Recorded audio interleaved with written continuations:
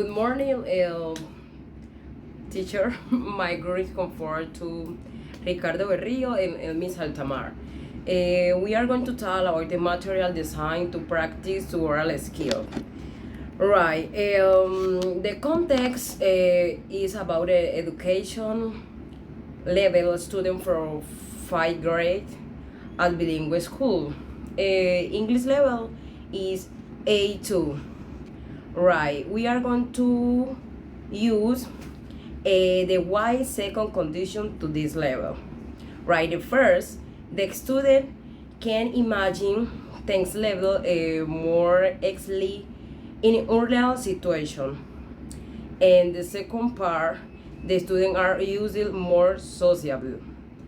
And the third part, adaptability is a plus, but not always required. Signing study advice at their or pace. Additionally, students then in this stage of their level are very creative, so they will always come up with new answer and ideas. And the control practice in the first activity, the teacher actively called a student question about the second condition. So as if you were at home, or what would you do? Begin doing now, and what would you like to do when you grow older? What super power you wish you had?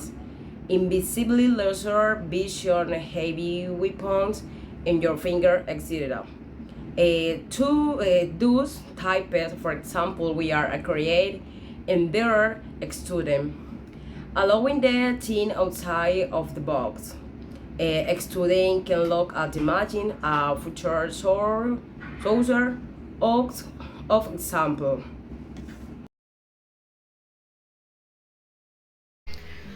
Now, when we talk about control practice and how does that influence children and their imaginative minds, we have to think outside of the box because many children want to be maybe astronauts. Some want to be maybe like a Viking, a nerd. It really doesn't matter because it's all about imagination, and this is what it's all about. Some of them want to be a pirate, and this actually depends on them specifically. So now moving on to the guided practice, it's a little bit different, but not so different from the previous one.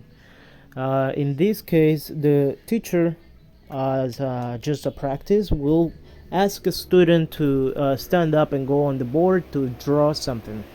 And the beauty of this is that the other children um, will need to tell the students what their drawing is about. So the same students will need to say something like, "Oh, okay, he is drawing uh, uh, he is drawing a bear. He's or she is drawing a wall, a house, whatever." Right? The thing about this, or an astronaut, or whatever it is that they want to be, it's all about being creative. So the students will draw, and the his other fellow students or her other fellow students will try to guess what the drawing is and how to say it in English. So, and unconsciously or previously, the teacher would have taught them how to use second conditional without them knowing. So he would say something like, okay, he wish he was a bear, he wish he was an astronaut, she wish she was a princess, and those type of sentences. The secret in this is that the students can get to use second conditional without them knowing it, and without getting too much of a grammatical savvy part. It's all about that. And finally, we have the oral practice. In this case, um, the students get in pairs and start thinking creatively about their wannabe professions. Or, in other words, the students get together, maybe in groups of three, and start thinking about what they wish they were as, or what they want to be when they grow older.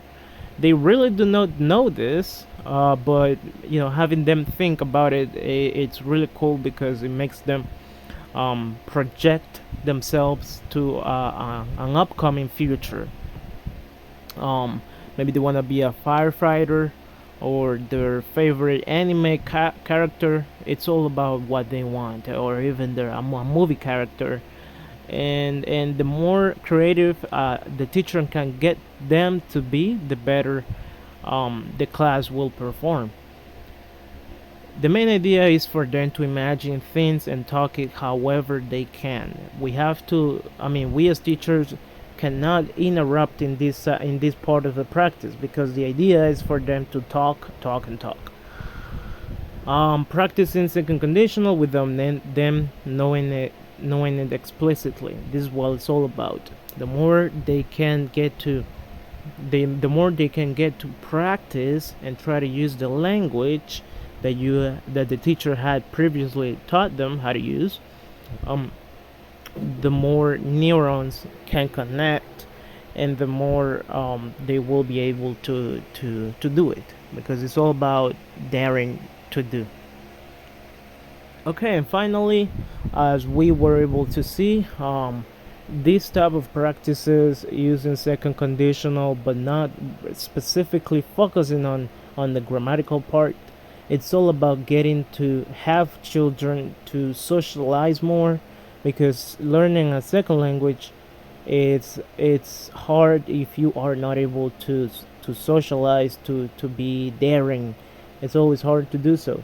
So by mixing all of these, which is 100% possible, which is mixing the control, the guided, and the oral practice in one class, it's totally possible. And as a plus, it can give students like a really packed and neat way to practice a topic such as the second conditional.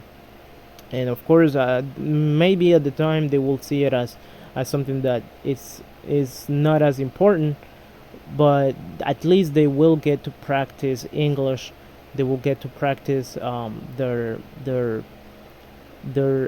social skills, as well as they will, at the end of the day, they will learn something new, which is how to talk in a creative manner, in things that are unreal, and in things that they would like to be. And that will be all. Thank you very much.